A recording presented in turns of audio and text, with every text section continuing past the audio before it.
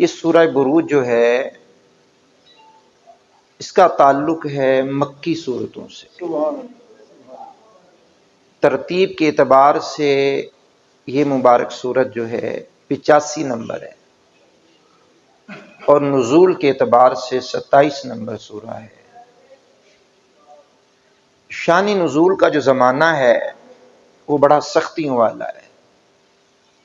کریم آقا صلی اللہ تعالی علیہ وآلہ وسلم کی ذات والا صفات پر کفار کے ظلم و ستم، سختیاں، اور اصحاب رسول کو طرح طرح کی اذیتوں سے دوچار ہونا پڑ رہا تھا۔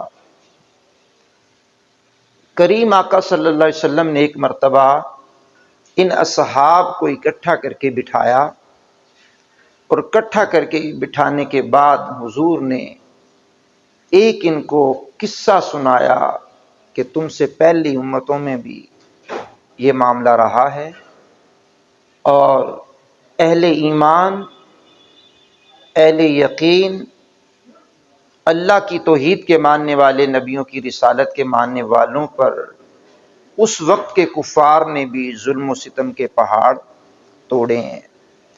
تو وہ قصہ میں انشاءاللہ مختصر وقت میں آپ کو سناتا ہوں۔ پہلے سورہ بروج کی ان آیات کا ترجمہ سماعت کر لیں۔ مالک فرماتا ہے بسم اللہ الرحمن الرحیم، اللہ کے نام سے شروع جو بہت مہربان نہایت رحمت والا ہے۔ والسماء ذات البروج، قسم ہے آسمان کی جس میں برج ہیں، اور یہ برجوں کی تعداد 14 ہیں، 12 بھی بتائی جاتی۔ سورہ فرقان میں اس کو آپ پڑھیں گے تو یہ اس کی پوری ڈیٹیل اس میں موجود ہے۔ والیوم الموعود، والسماء ذات البروج کے بعد والیوم الموعود وشاہد ومشہود، اور اس دن کی جس کا وعدہ، اور اس دن کی جو گواہ ہے، اور اس دن کی جس میں حاضر ہوتے ہیں۔ قتل اصحاب الاخدود، اصحاب اخدود پر لعنت، اصحاب اخدود پر لعنت۔ اب یہ حضور نبی کریم علیہ السلام کے صحاب کوئی نہیں ہے، یہ اصحاب اخدود وہ ہیں اہل فترت کے زمانے میں عیسیٰ علی نبینا علیہ الصلوۃ والسلام کے دنیا سے تشریف لے جانے کے بعد پیغمبر صلی اللہ تعالی علیہ وسلم کی ولادت تک، بلکہ بعثت تک، یہ جو زمانہ ہے اس زمانے کو کہتے ہیں فترت، اہل فترت۔ اور جو اس زمانے میں توحید پر قائم رہے، نیکی کرتا رہے، وہ اہل فترت میں سے ہوتا ہے۔ اور عیسیٰ علیہ السلام کی دنیا سے تشریف لے جانے کے بعد پیغمبر صلی اللہ علیہ وسلم کی بعثت تک 70 سال کا عرصہ گزرا درمیان میں۔ بعثت سے 70 سال پہلے، عیسیٰ علیہ السلام کی وصال کے بعد، آسمانوں میں تشریف لے جانے کے بعد پیغمبر کی بعثت سے 70 سال پہلے کا واقعہ ہے۔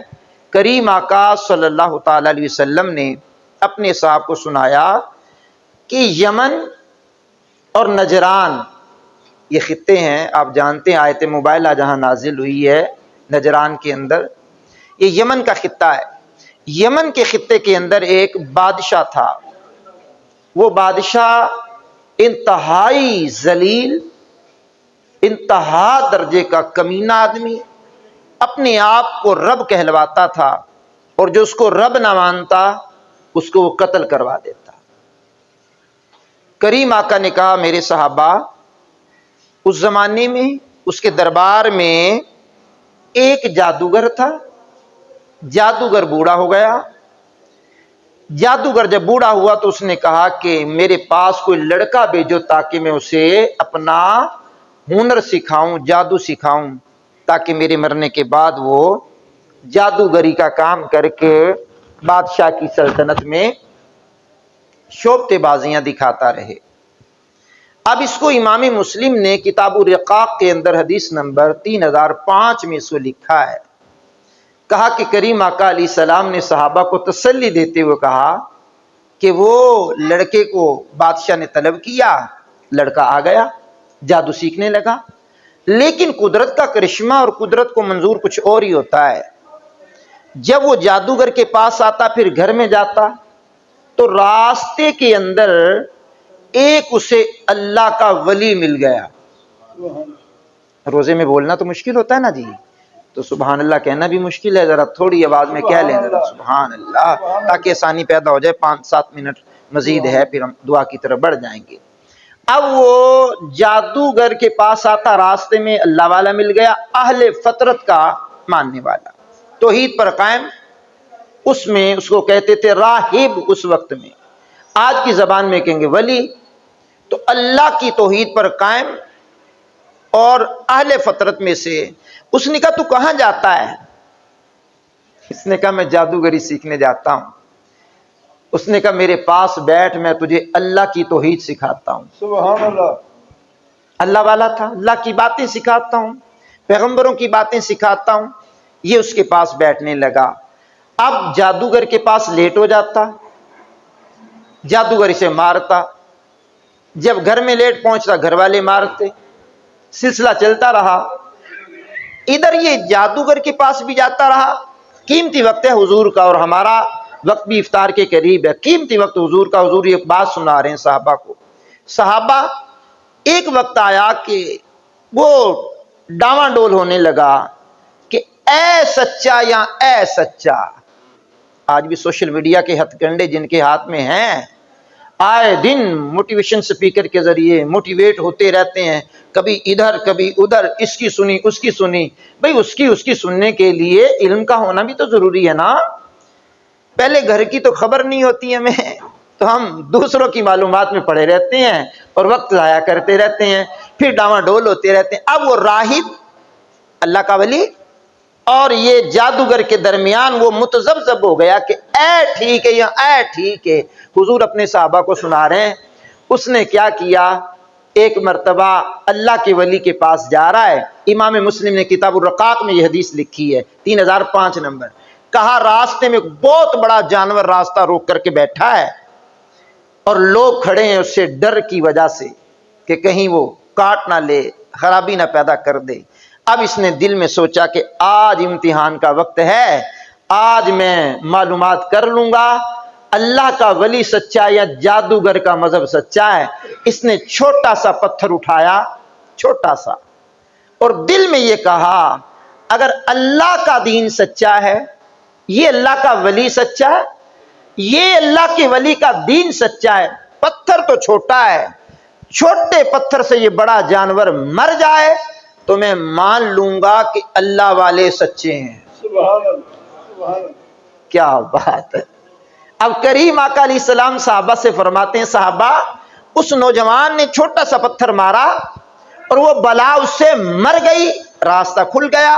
اب جب راستہ کھل گیا تو وہ جانے لگے لوگ, اور یہ جان گیا کہ اللہ کا ولی سچا ہے. سبحان اللہ. اب ہم بھی 11ویں شریف کا ختم دلواتے ہیں, غوث پاک رضی اللہ تعالیٰ عنہ کا, اولیاء کاملین کا تذکرہ کرتے ہیں, انبیاء کا تذکرہ کرتے ہیں, صحابہ کا تذکرہ کرتے ہیں, اور ہم اس لیے کرتے ہیں کہ یہ بڑی شے ہیں, یہ بڑی شے ہیں جن کا حضور تذکرہ فرما رہے ہیں, یہ عام نہیں ہے, عام نہیں ہے. امام مسلم نے لکھا ہے.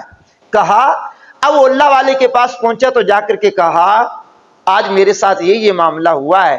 اللہ والے بڑی دور کی نگاہ رکھتے ہیں. اس نے کہا بیٹے اب انتظار کر, مصیبتیں مشقتیں تیرے اوپر آئیں گی, لیکن میرا پتہ آپ نے کسی کو نہیں بتانا, میرا خبر نہیں کسی کو دینی. اب یہ گھر پلٹا, جس کے لیے دعا کرتا اللہ کرم کر دیتا. شہرت ہوتے ہوتے بادشاہ تک پہنچ گئی.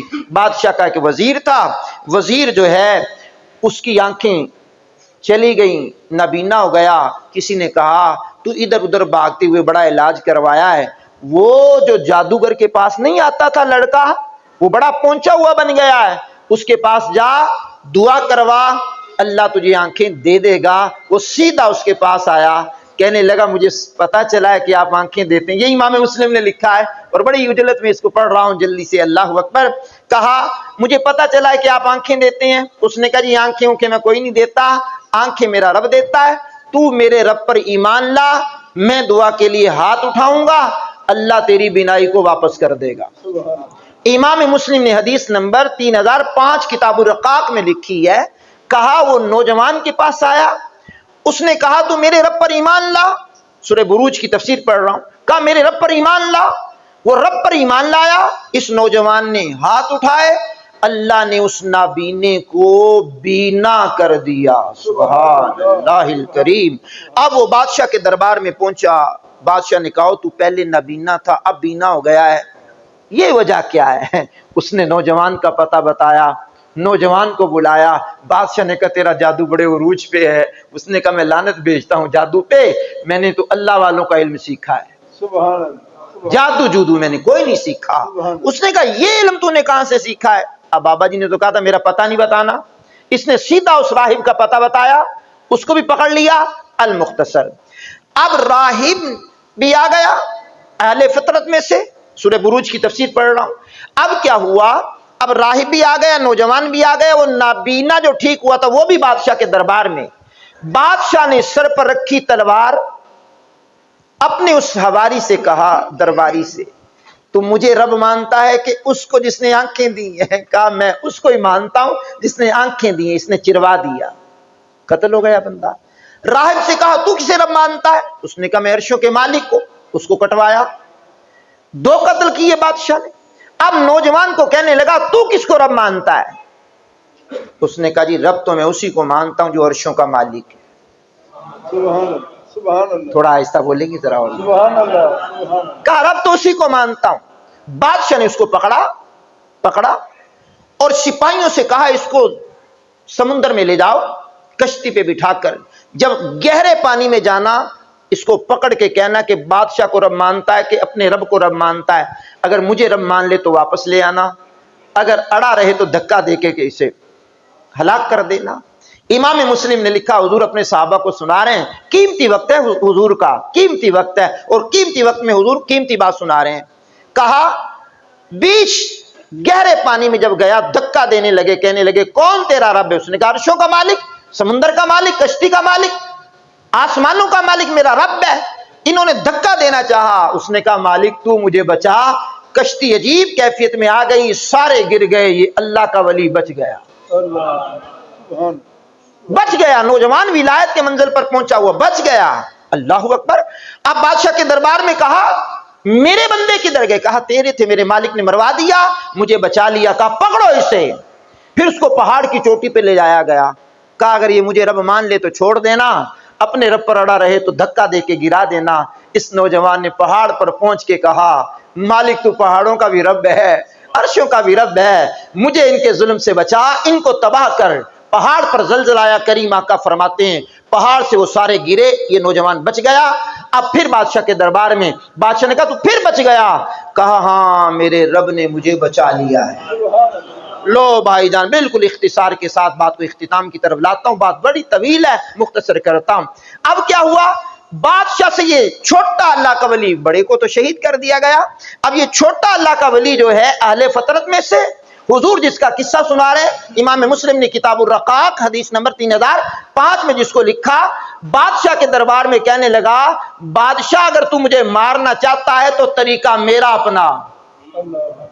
یہ اللہ والے جو ہوتے ہیں نا, یہ خود اپنے مرنے کے طریقے بھی بتاتے ہیں لیکن دین بچا لیتے ہیں.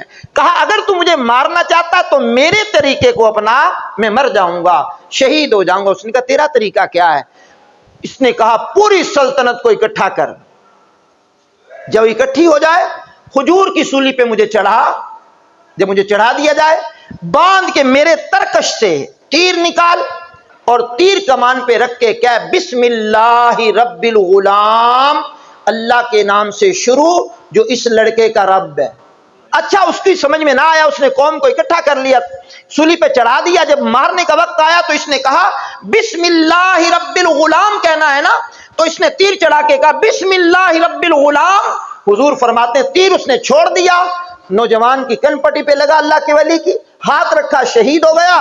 امام مسلم نے 3 مرتبہ یہ جملے لکھے حضور کے, اور تینوں جملے پڑھ کے بات کو ختم کرنے لگا. کیا حسین جملے لکھے. ساری قوم نے جب سنا کہ بادشاہ سے تو یہ مرانا, لڑکے کے رب کے نام سے مر گیا, ساری قوم نے کہا ہم اس لڑکے کے رب پر ایمان لے آئے ہیں. اللہ اکبر. ہم اس لڑکے کے رب پہ ایمان لے آئے, ہم اس لڑکے کے رب پہ ایمان لے آئے. بادشاہ بڑا حیران ہوا, جس کام سے میں روک رہا تھا وہی کام ہوا. سارے اہل ایمان بن گئے. اس نے وہ بستی کے گرد و نواح میں خندق کھدوائی, اس میں آگ لگائی. تو بھی رب پہ ایمان لاتا, اس کو پکڑتا آگ میں ڈالتا, اس کو پکڑتا آگ میں ڈالتا, ڈالتے ڈالتے ڈالتے ایک آخر میں حضور نے فرمایا عورت تھی, اس کی گود میں ایک بچہ تھا. جب وہ کودنے لگی آگ میں, سپاہی ڈالنے لگے, اس نے کہا میرا بچہ. کریم آقا نے فرمایا, بچہ بول کر کہنے لگا اماں کود جا, ہم سچے دین والے ہیں. سبحان اللہ. تو یہ قصہ حضور نے بیان کیا, امام مسلم نے اس کو لکھا. سورہ بروج کی تفسیر میں پڑھ رہا ہوں, قتل اصحاب الاخدود, اصحاب اخدود پر لعنت, یعنی وہ کھائی والے جنہوں نے مسلمانوں کو تنگ کیا, ان کے بارے میں آیات بینات مختصر میں نے بتایا. اللہ کریم مجھے آپ کو عمل کی توفیق سے مالا مال